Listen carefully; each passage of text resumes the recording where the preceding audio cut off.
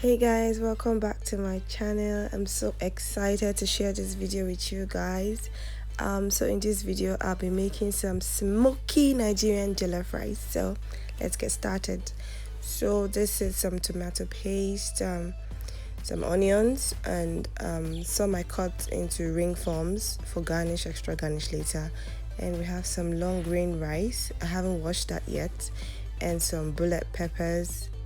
Okay, beautiful and fresh. And here I have some habanero peppers, some garlic, and some ginger, medium-sized garlic and ginger. And here I have some curry and some thyme and some fresh tomato and some bay leaf. Make sure you check the description for the exact measurements of all of these ingredients, okay? And some vegetable oil. This is used vegetable oil, that's why it looks that way. So next you want to blend all of your peppers, your ginger, garlic, and your tomatoes together. Make sure you take out all the seeds from the bullet peppers, okay, and set that aside. And the rice, you want to put it in a bowl and pour hot water over it. Basically that's all. So you just want to stir it until the water becomes starchy, and then you rinse it off. So I did this twice and my water ran clear before I stopped. So yours might take longer, maybe 3 times or 4, but I did mine twice. So this is the second time I did this, and basically just pouring the hot water in again, and you stir it, you know, continuously. You can use a spoon if you don't need to use a chopstick. Okay, so here is the sieved version. So you want to set that aside and start cooking. So next thing I did was to boil down my blended peppers and tomatoes and the garlic and ginger. So it took about 5 minutes and it was dry. And also ensure that you eyeball your pots during this time so it doesn't burn, okay? So when that's done, you scoop it out of the pots and we start cooking the jollof rice, okay? So in here I poured in some of that vegetable oil, all right? And when it became hot, I threw in my chopped onions, okay? So I love sauteing fresh onions. It's so sweet. Anyway, so basically what I did was to saute my onions until they became translucent, you know, and fragrant, and your kitchen smells absolutely delicious. So that took about 30 to 1 minute, and I threw in my cooked tomatoes and pepper mix, and also my sachet tomatoes. So guys, this is where we fry. This base determines what happens to your jollof rice. If you don't get this right, just forget about it and just go and sleep in your house.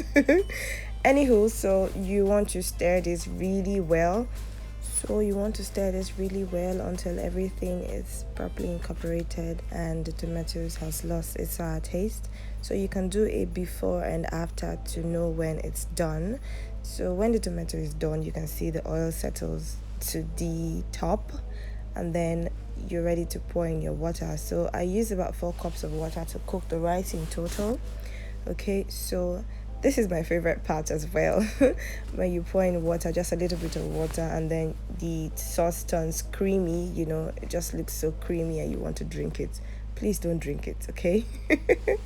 So at this point you want to add your curry and your thyme and your bouillon seasoning. All right, make sure you stir everything and you taste until you're satisfied. I mean, I'll drop my measurements, but you might want more of curries and all of that, but this measurement gives you a wonderful and great taste.